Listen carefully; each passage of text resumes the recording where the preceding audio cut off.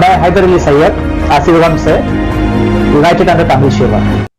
So this is what the Quran is talking about, and the Mediterranean people or Mesopotamian people, their ideology, you can call it Dravidian ideology, based on cosmopolitan city. So they are outsiders in this land, and the other syndicate is Jewish syndicate. So both Mitra syndicate and Jewish syndicate, they are both as a one team, fooling the people in the name of vote bank politics. Understood? How the Chinese civilization coming under the Chinese came. Tamil colonies? No, see, you read chapter 3, verse 33. Shiva bloodline, Shiva Pandian daughters, they got married to Ham, Sham, Japheth. They got married to Ibrahim. Hagar is a Pandian princess. Then Queen Sheba, she is a Pandian princess. So most of the Abrahamic descendants, they are from Pandian descendants. The Changiz Khan, he is also from the same lineage. You will find pantheons all over the world. So those pantheons are nothing but Pandian descendants.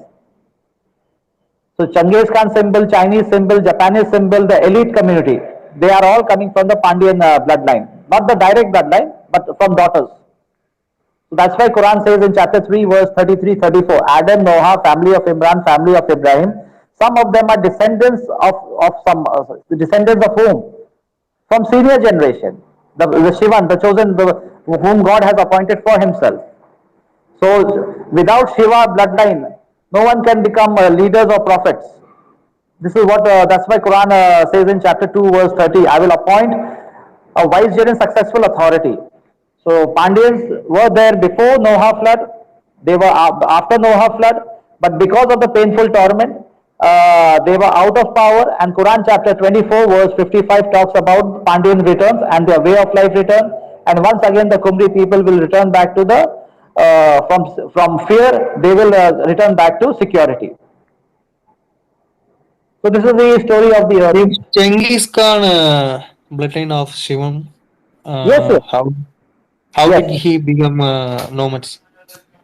So he's not, see, nomads means what? See, when you look at Cain bloodline, the first son who committed the murder, the white people, Europeans, they have the arts and craft and culture, because after junior generation, what is the social structure of a junior generation? See, among the Kumri people, all the members of the Adam children, they were divided into different department of work. So they were exchanging goods with each other.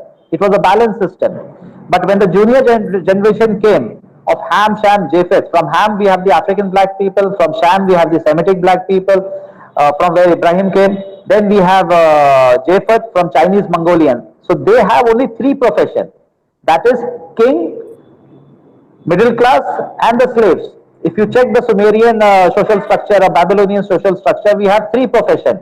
And when the Jewish syndicate came after the fall of the Babylonian Empire, they had four professions, four varnas.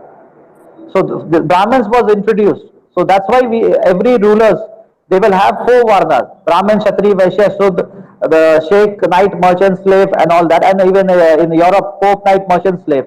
So these are the four professions which was introduced, and the Kumri people were pushed into the age of untouchable era, because the Jewish syndicate wanted the Tamil people to manufacture goods so that they can trade all over the world. And because of selfishness of some people, this Manu Shastra was introduced among the colony, and this is how the people were suffering and they were living in fear. Understood?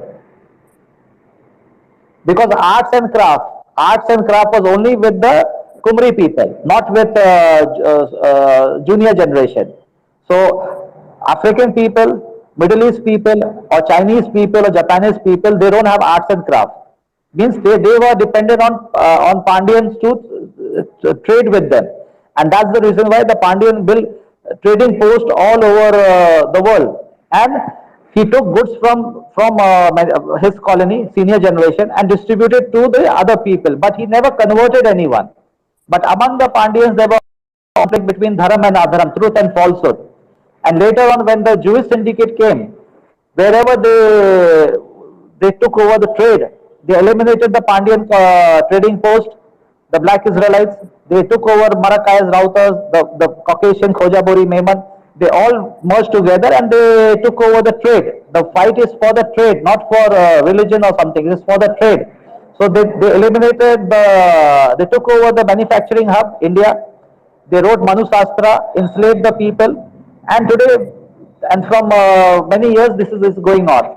And ultimately, now all the arts and craft, all the technology, they have taken over, and they don't need Tamil people now. You're getting the point here. It's like spider web. The Kumri people are kept alive because of arts and craft. In last 100 years, all the technology has been taken away from them, and that technology is being sold to the Chinese people by the syndicate, and that's the reason why the Chinese became the manufacturing hub. And today India no longer is a manufacturing hub.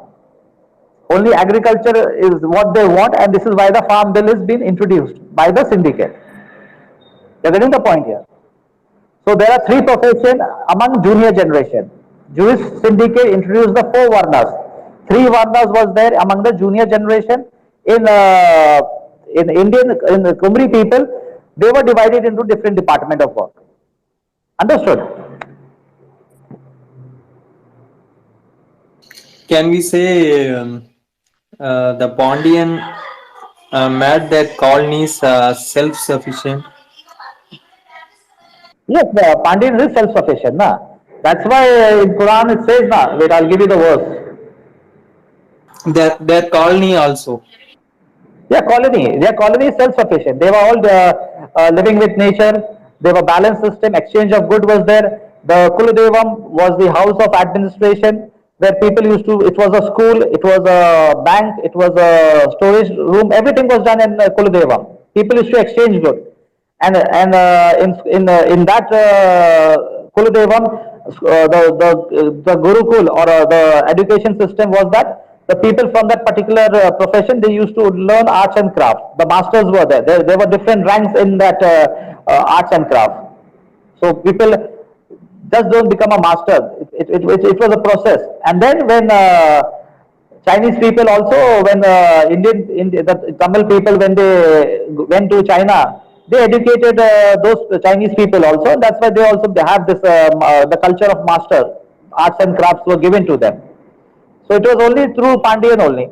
And that's why Quran says, "Na taught by pen, giving information on all subjects." Who got all information on all subjects? Shiva bloodline. And Shiva gave one subject to other brothers. So this is what Quran is reminding. Yeah. The reason behind the Chinese and Japanese superpower is Pondian colonies. Yes, yes, yes. Because in Quran there is a verse which the Pandyans travel by air. They travel to America, they travel to Europe, they travel to China, Mongolia. There they stayed back and they educated them, gave them arts and crafts. In Minoan civilization, Greek Minoan civilization, we have confederation. If you see pantheons are all over the world. And pantheons means Pandyan, confederation of Pandyans.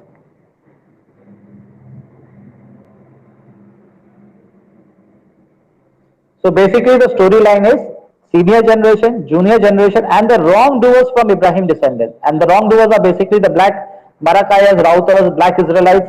These are the people who are the enemy of senior generation. Thank you.